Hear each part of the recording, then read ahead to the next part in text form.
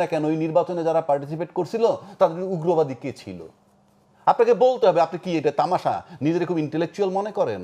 কে উগ্রবাদী কে ছিল যাকে আপনি ঠেকাইছেন? যেটার ফসল হয়ে গেছে যে আইনটার, সেই আইনটাকে চ্যালেঞ্জ করছেন। আমি ঠিক যুক্তি খুঁজে পাই না। What is the use of that? এটা আগামীকালকে কেন বলি আমি, কেন বলি, আপনি যদি ধরেন আমরা অনেক সময় বলি না যে একটা নারী পুরুষের মধ্যে একটা অনৈতিক সম্পর্ক আছে, এরকম অনেক ঘটনা ঘটে, কিন্তু দেখা গেল এই অনৈতিক সম্পর্কের কারণে একটা সন্তান উৎপন্ন হয়ে গেল।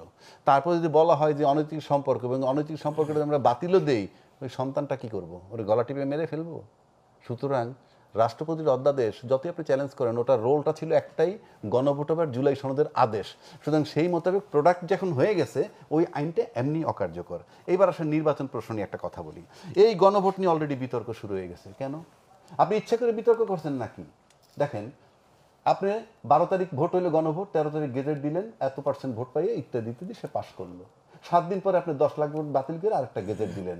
কোথায় আছে এগুলো? এটা কি তামাশা? রাষ্ট্র তো। আবার রেজওয়ানা সাহেব, সৌদা রেজওয়ানা, উনি বলতেছেন, এক জায়গায় বললেন যে উনি এই জামাত যাতে মেইন স্ট্রিমে না আসতে পারে সেজন্য যা করার তাই করেছেন। পরে কথা ঘুরাই বলছেন, বলছেন উগ্রবাদী যাতে না আসতে পারে সেজন্য ওনারা কাজ করছেন। আপনি কে আপনি উগ্রবাদী ঠেকানের? আপনি তো ভোট দিছেন। আপনি তো ভোট দিবে জনগণ, ভোটে যারে খুশি থাক। আপনি কে? নাম্বার 1। নাম্বার 2, আপনি জামাতরে বললে যখন উগ্রবাদী বলতেছেন, আপনি এখনো বলেন না কেন ওই নির্বাচনে যারা পার্টিসিপেট করছিল তাদের উগ্রবাদী কে ছিল? আপনাকে বলতে হবে। আপনি কি এটা তামাশা নিজের খুব ইন্টেলেকচুয়াল মনে করেন? কে উগ্রবাদী কে ছিল যাকে আপনি ঠেকাইছেন? আপনি তো কেউ না ঠেকানের। ভোট হবে, কালাচর হোক গিয়ে ক্ষমতায় যাক। আপনি কে? 3 নম্বর আসেন। এই যে আপনি বলে গেলেন যে, আবার এটাও বলছেন যদি আপনি কখনো মবের শিকার হন তাহলে সেজন্য জামাত শিবিরকে দায়ী করছেন। তাহলে উগ্রবাদ কি জামাত শিবির বলছেন? ক্লিয়ার করেন না কেন? ভয় পান? এটাকে বলে কি?